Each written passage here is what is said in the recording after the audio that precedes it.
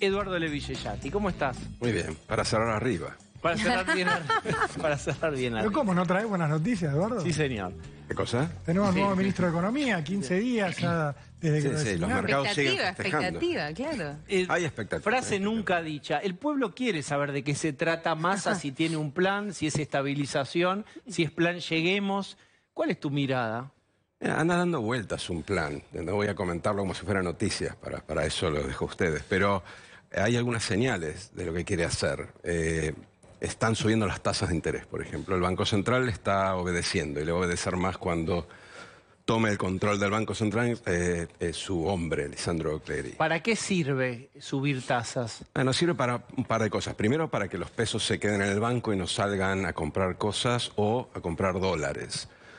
Aparte, sirven para competir con el dólar del lado de los que se ponen en dólares apalancándose, pidiendo al banco. Por ejemplo, quien atesora mercadería y tiene que pagar una tasa, cuando sube la tasa le cuesta más, entonces tiene que ir vendiendo para cancelar su posición. Cada vez que hay un ataque contra la moneda, la tasa de interés compite contra el costo de atacar la moneda. Entonces también sirve para reducir las posiciones especulativas. Me estoy yendo muy técnico, ¿cuál pero es el sirve efecto para adverso? reducir la ¿Tiene presión efectos? cambiaria. Bueno. ¿Frenás el dólar entonces, digamos? ¿Con eso frenás el dólar o No creo que frenes, pero si lo mantenías 20, 30% por debajo de la inflación, seguramente ibas a alimentar la corrida. Vos siempre tenés que comparar con lo que pasaría si no hicieras esto, no con lo que pasaba ayer.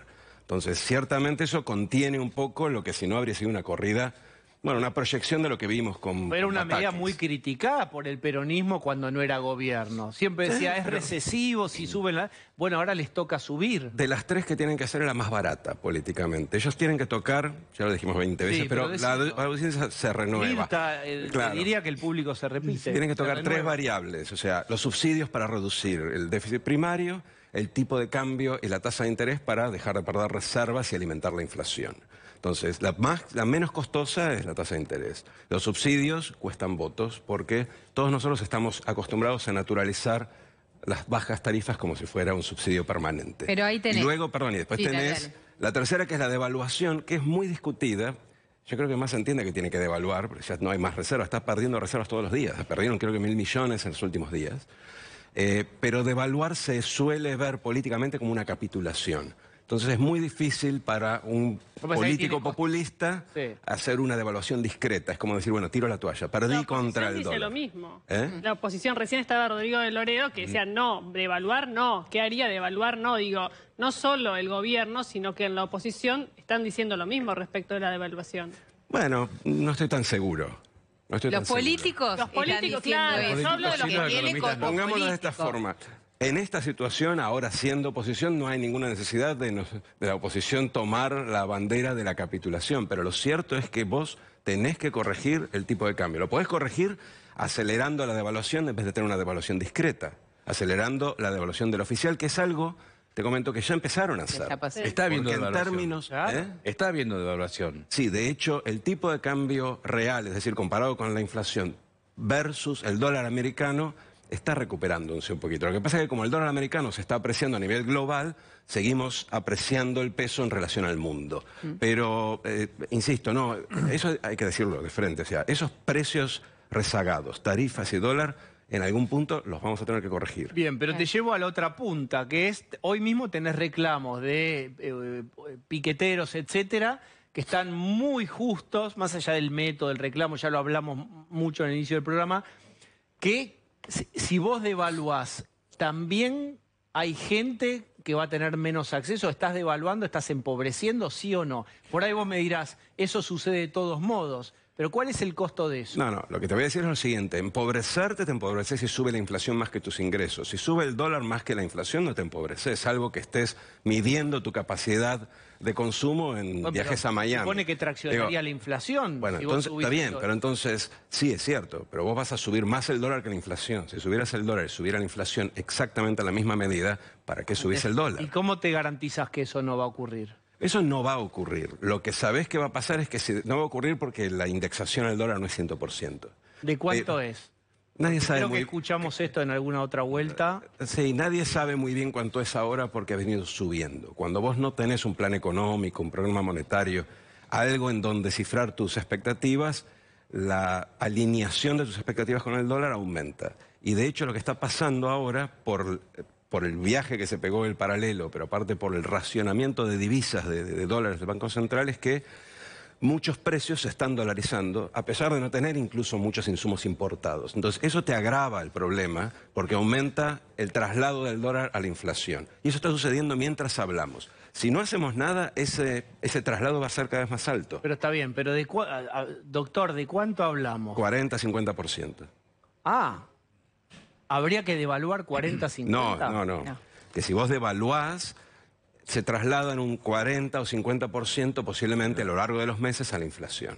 Bien, entonces ya que llegamos hasta acá, hay que patear al arco. ¿De cuánto es lo que habría que correr o corregir para usar un eufemismo? Mira, en esta situación no hay un número, básicamente porque sin un programa, o sea, la idea de evaluar es llevarlo a un nivel en donde la gente diga, ya está, este es el equilibrio, a partir de ahora no va a seguir subiendo más que la inflación. Bueno, pero como piso tenés ahí el atraso. ¿Cuál es el número de cuánto subió la inflación y no subió el dólar para acompañarla en el último año? Calculo que en este año, no en el último año, lo que viene de este año debe estar entre 20 y 25%. Habría que hacer la cuenta, ahora subió un poco más el oficial. Pero ponle 20-25% real, que implica que el nominal, el tipo de cambio tal como lo conocemos, debería subir un poco más porque parte de eso se pierde con inflación. Son muchos números, yo sé. Pero lo cierto es que de alguna forma vas a tener que corregir ese atraso en algún momento. Creo que el gobierno lo sabe, creo que Massa lo sabe y están pensando cómo hacerlo con un mínimo costo de inflación y sobre todo con un mínimo costo político. Pero mirá que hay negación total para quien quiera oír, que no devaluaremos, y hay una bandera ya fabricada que dice no devaluaremos. Pero están devaluando. Sí, exacto. Ellos se refieren a una devaluación discreta. Bien, se dice un salto del tipo de cambio. Lo que dice Osvaldo es cierto. Exacto. Pero el salto de, claro. Lo que es kriptonita política es el salto del tipo de cambio. Sí. Pero ellos están devaluando incluso más que la inflación del mes pasado. Este mes va a tener una inflación históricamente alta, pero hasta en los últimos días devaluaron más que el 5%. ¿Y eso está bien o está mal? Recuperarlo, el atraso no, es bien o mal, es algo que es inevitable. Hay una cosa que creo que vale la pena tener en cuenta. Cuando vos te quedás sin reservas, no hay un debate sobre si tenés o no que corregir el atraso cambiario.